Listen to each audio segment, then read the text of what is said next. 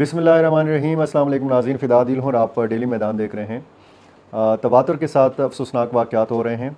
हमले ही हमले हैं। खैबर पख्तूनख्वा के मुख्तलिफ़ इलाके हमलों की ज़द पर हैं। मुख्तलिफ़ तंजीमें यहाँ पर सरगर्म हैं और पश्तून कौमी जरगे के इनेकाद के बाद ये देखा गया है कि ये जो शिद्दत पसंदी की लहर है, इसमें शिद्दत आई है। इसकी वजूहात क्या हैं? ये क्यों ये वाक़यात बढ़ गए हैं? क्या ये बताना चाह रहे हैं मिलिटेंट्स और रियासत या हुकूमत की संजीदगी किस लेवल की है? मीडिया की तरजीहात क्या है? पाकिस्तानी मीडिया जब आप देखते हैं तो उस पर बहुत सारी ख़बरें आपको देखने को पढ़ने को नहीं मिलती, आपको बहुत सारी चीज़ें नहीं दिखाई जाती। जब आप टीवी खोलते हैं तो टीवी टॉक शोज़ में उन मसाइल पर बहस होती है कि जिनका आम लोगों से कोई ताल्लुक़ नहीं होता। खैबर पख्तूनख्वा जल रहा है, बलूचिस्तान में आग लगी हुई है और खैबर पख्तूनख्वा के तूलो अर्ज़ में आप हमलों की ये सीरीज़ आप देखें तो पिछले 24 या 36 घंटों में 22-23 लोग जो हैं ये शहीद हुए हैं। दो तरफ़ा अमवात हुई हैं, हमले हुए हैं, फायरिंग के तबादले हुए हैं, बम हमले हुए हैं। और बड़ा वाक़या जो हुआ कल रात मियाँ वाली के इलाके मला खेल में, यहाँ पे बताया गया सीटीटी पंजाब की तरफ से कि एक इंटेलिजेंस बेस्ड ऑपरेशन किया गया और एक जगह पर मला खेल के इलाके में 10 से 15 शिद्दत पसंदों की मौजूदगी की इतला पर यह ऑपरेशन किया गया और 10 मिलिटेंट्स जो हैं ये मारे गए। इसका मतलब तो यही लिया जा सकता है कि मिलिटेंट्स जो हैं ये पंजाब में दाखिल हो चुके हैं, पंजाब में इनके ठिकाने बन चुके हैं। मियाँ वाली आपको पता है कि खैबर पख्तूनख्वा के साथ बिल्कुल मुत्तसिल है, जो शोरश ज़दा है लकी मरवत, इसके बिल्कुल साथ मियाँ वाली का जो ज़िला है पंजाब का, ये वाक़या है। अब ये जो मिलिटेंट्स हैं ये किस इलाके से ताल्लुक़ रखते हैं? क्या ये पंजाब के अंदर ही किसी इलाके से ताल्लुक़ रखते हैं या ये खैबर पख्तूनख्वा से ताल्लुक़ रखते हैं, किसी और जगह से ये आए हैं? इसकी तफसील तो नहीं बताई गई। इतना बताया गया कि जी फ़लाँ पुलिस अफसर की क़यादत में एक पार्टी गई और वहाँ पर ये फायरिंग हुई और मारा गया 10 मिलिटेंट्स को। आते हैं खैबर पख्तूनख्वा की जानिब। तीरा खैबर का इलाका है, यहाँ पर एक सिक्योरिटी फोर्स की कानवाई पर हमला किया गया, 5 एहलकार इसमें शहीद हुए, 2 मिलिटेंट्स को मारा गया। मुला गोरी भी खैबर का ही इलाका है, यहाँ पर पुलिस स्टेशन पर हमला किया गया, 1 पुलिस एहलकार इसमें शहीद हुआ। डेरा इस्माइल खान में एफसी के एक पोस्ट के ऊपर, एक चेक पोस्ट के ऊपर या किसी कैंप के ऊपर हमला किया गया और एफसी के 10 जवान जो हैं ये इसमें शहीद हुए।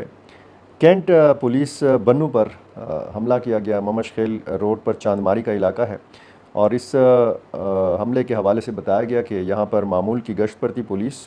एसएचओ मलक ज़हीर ख़ान जो थाना कैंट के एसएचओ हैं, इनकी क़यादत में पुरदिल खेल का इलाका है, यहाँ पर पहले से घात लगाए 2 हमलावर ने पुलिस पर हमला किया और फायरिंग के तबादले में ये दोनों हमलावर मारे गए। इनकी शनाख्त भी बताई गई है, इनके इलाके भी बताए गए हैं बन्नू पुलिस की तरफ से। इसी तरह कोहाट में एक वाक़या हुआ, पुलिस के एक एएसआई को घर के करीब कत्ल किया गया है। एसएचओ वाना जनूबी वज़ीरिस्तान की गाड़ी पर बम हमला किया गया है, गाड़ी इस हमले में तबाह हो गई है और एसएचओ मुजम्मल वज़ीर इस हमले में शदीद ज़ख्मी हुए हैं। खैबर में पाक अफ़गान सरहदी इलाके में एक फायरिंग का तबादला हुआ है, 2 सिक्योरिटी एहलकार शहीद हुए हैं, 3 ज़ख्मी हुए हैं, 2 हमलावर जो हैं ये मारे गए हैं। और इसी तरह एसएचओ जानी खेल जो हैं ये शहीद किए गए हैं। एक दूसरा जो उनका मुहाफ़िज़ था पुलिस एहलकार, उनको भी शहीद किया गया है। इसी तरह थाना बका खेल पर हमला किया गया था कल रात और ये हमला बन्नू पुलिस ने बताया है कि पसपा किया गया है, 1 पुलिस एहलकार उसमें ज़ख्मी हुआ है। बन्नू में ही एक वाक़या हुआ है, जमीयत उलमा इस्लाम की ज़ेली तंजीम अंसारुल इस्लाम के सालार हाजी शरीफुल्लाह, जिनका ताल्लुक़ बन्नू के इलाके नोरड़ से था, उनको नामालूम अफराद ने शहीद किया है। लकी मरवत में एक under training 2nd lieutenant Arifullah, इनको मस्जिद के अंदर शहीद किया गया है। कुछ और लोग जो थे 2-3 अफराद वो भी ज़ख्मी हुए हैं। ISPR ने इसका रद्द-ए-अमल दिया है और ISPR ने कहा है कि जान पर खेलते हुए लोगों की जान बचाई 19 साला 2nd लेफ्टिनेंट आरिफुल्ला ने और उन्हें जाम शहादत नोश किया। ये वाक़यात का जो तसलसल है ये बता रहा है कि हालात ठीक नहीं हैं। حالات بڑا تیزی کے ساتھ بگڑ رہے ہیں، اور جس تیزی کے ساتھ حالات بگڑ رہے ہیں اتنی ہی زیادہ بے حسی نظر آتی ہے۔ میڈیا پر بھی، جو متعلقہ فورمز ہیں وہاں پر بھی، پارلیمان کے اندر کس قسم کی بات ہونی چاہیے، کس قسم کی سنجیدگی ہونی چاہیے، وہ نظر نہیں آتی۔ جو ہماری اسٹیبلشمنٹ کے ادارے ہیں، عدلیہ ہے، مقننہ ہے، انتظامیہ ہے، یہاں پہ کسی بھی لیول پر، کسی بھی سطح کے اوپر آپ کو سنجیدگی نہیں نظر آتی۔ میڈیا کی ترجیحات کچھ اور ہیں۔ پاکستانی میڈیا جو ہے وہ کسی اور چکر میں پڑا ہوا ہے۔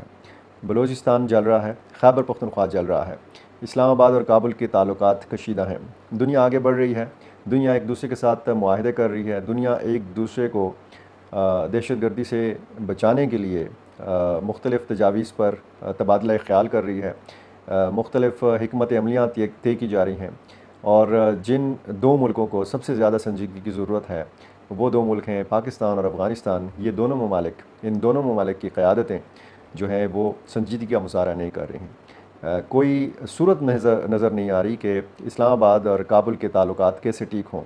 افغانستان کے مختلف ممالک کے ساتھ جو تعلقات ہیں وہ بڑھ رہے ہیں، خدشات بھی ہیں لوگوں کے، دنیا کے مختلف ممالک کے، اور جو افغانستان کے نظام حکومت سے مطمئن نہیں ہیں، جو اس چیز کے ساتھ یا طالبان کی پالیسی سے اتفاق نہیں کرتے، ان کا ظاہر ہے کہ سٹانس کچھ اور ہے، اور جو افغانستان کے ساتھ تعلقات بہتر بنانا چاہ رہے ہیں ان کے بھی اپنے مفادات ہیں۔ اب چین کے اگر بہتر تعلقات ہیں افغان طالبان کے ساتھ تو ظاہر ہے کہ چین کے اپنے مفادات ہیں۔ روس اگر بہتر تعلقات رکھنا چاہ رہا ہے افغان طالبان کے ساتھ تو روس کے اپنے مفادات ہیں۔ پاکستان کا کیا کوئی مفاد نہیں ہے افغانستان میں؟ کیا پاکستان کو بالکل افغانستان کی ضرورت نہیں ہے؟ کیا افغانستان کو بالکل پاکستان کی ضرورت نہیں ہے؟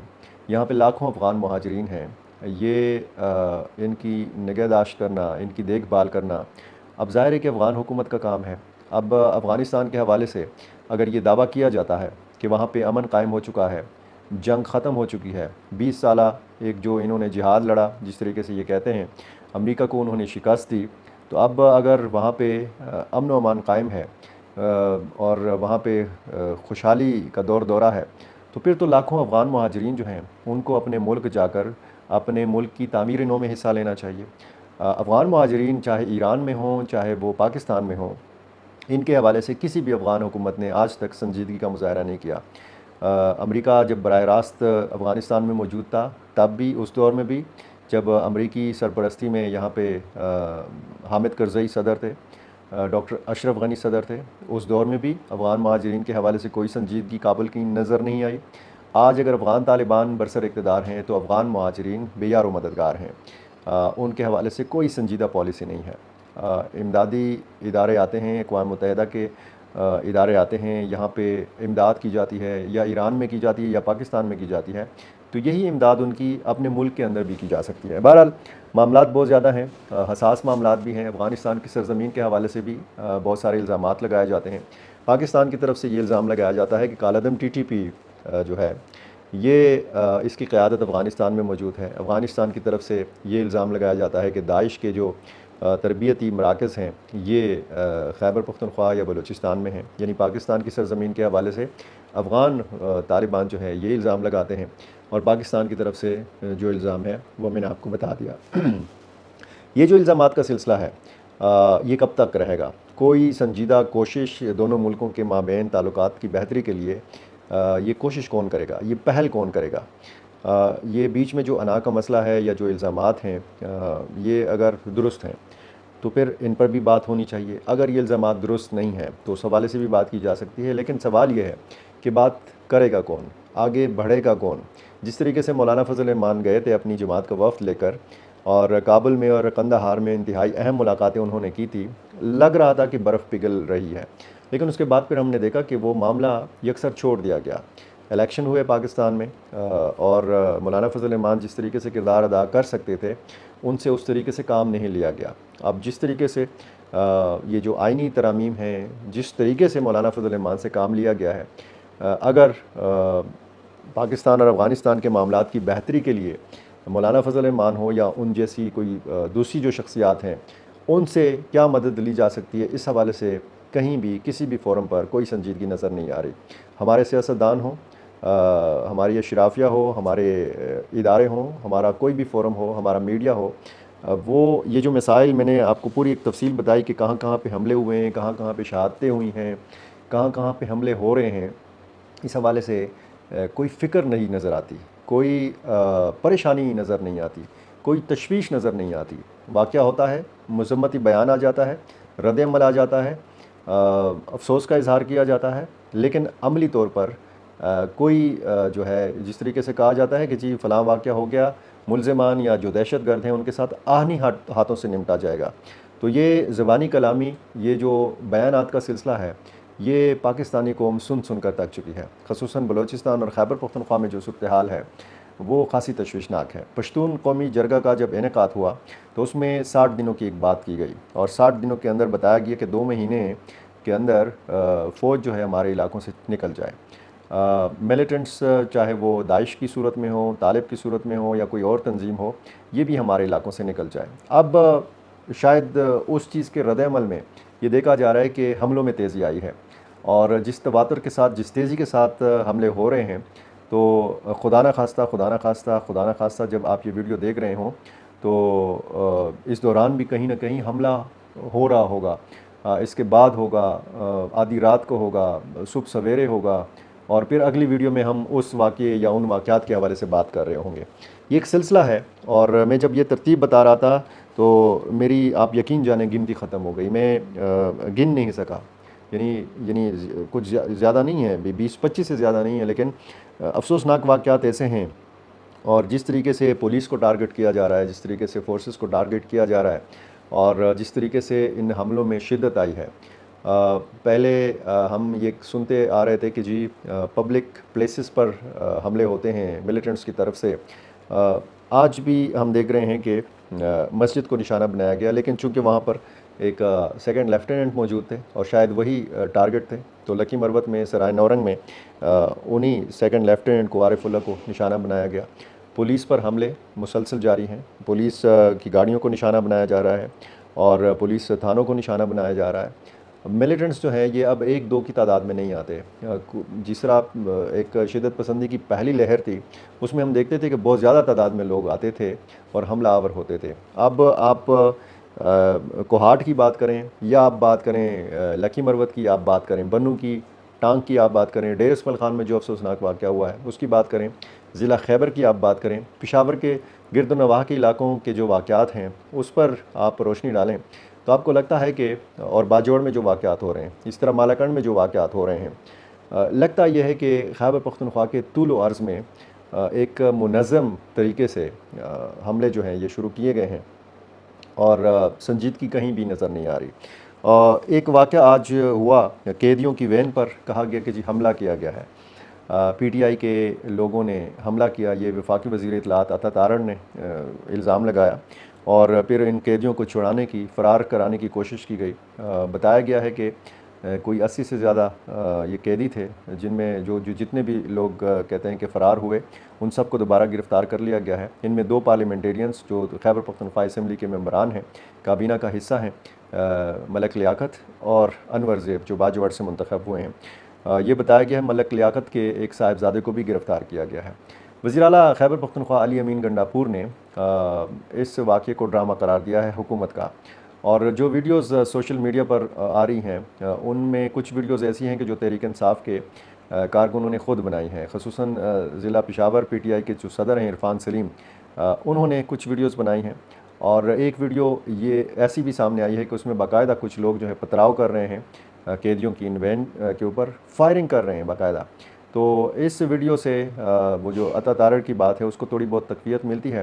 بہرحال یہ ایک دوسرا نیا سلسلہ شروع ہے، اور کچھ لوگ کہہ رہے ہیں کہ یہ 9 مئی کی طرح کا کوئی دوسرا ایک ڈرامہ ہے. بہرحال یہ تحریک انصاف کی طرف سے کہا جا رہا ہے. اس واقعے کے تناظر میں ایک بار پھر یہ کہا جا سکتا ہے کہ وفاقی حکومت اور خیبر پختونخوا حکومت کے تعلقات میں مزید کشیدگی پیدا ہوئی ہے. بشرا بی بی جب اڈیالہ جیل سے رہا ہوئیں تو وہ سیدھا پہنچی پشاور. وزیر اعلیٰ ہاؤس کی انیکسی میں وہ رہائش پذیر ہیں، اور اس حوالے سے اب طرح طرح کے تبصرے کیے جا رہے ہیں۔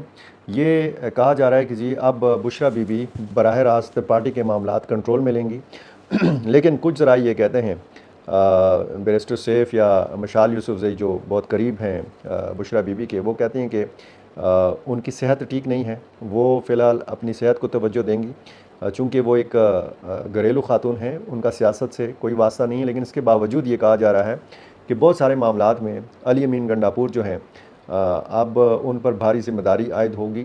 جو بھی فیصلہ ہوگا، ظاہر ہے کہ علی امین خان گنڈاپور پہلے قیادت کرتے تھے، جو بھی احتجاج ہوتا تھا پہلے فیصلہ لیا جاتا تھا اڈیالہ جیل میں عمران خان سے، اب ہو سکتا ہے کہ بہت سارے فیصلوں کی منظوری براہ راست بشریٰ بی بی کی طرف سے آنا شروع ہو جائے۔ تو میڈیا میں اس طرح کی باتیں بھی کی جا رہی ہیں، اس معاملے پر تبصرے کیے جا رہے ہیں کہ یہ علی امین گنڈاپور کے لیے بد شگون ہے یا نیک شگون ہے بشریٰ بی بی کی پشاور میں یا وزیر اعلیٰ ہاؤس کے اندر موجودگی۔ تو باقی جو بہت سارے معاملات ہیں، یہ جو سنجیدہ معاملات ہیں، یہ جو آگ اور خون کا کھیل کھیلا جا رہا ہے، اس حوالے سے زیادہ بات نہیں کی جا رہی۔ اسی قسم کے معاملات میں اگر آپ کی دلچسپی ہے تو ڈیلی میدان کا یہ یوٹیوب چینل جو ہے، یہ میری آپ سے گزارش ہے کہ اس کو سبسکرائب کیجئے، بیل آئیکن جو ہے یہ ضرور پریس کیجئے تاکہ بر وقت آپ کو ہر ویڈیو ملتی رہے، اور مجھے اپنی رائے سے ضرور نوازیے۔ بہت شکریہ۔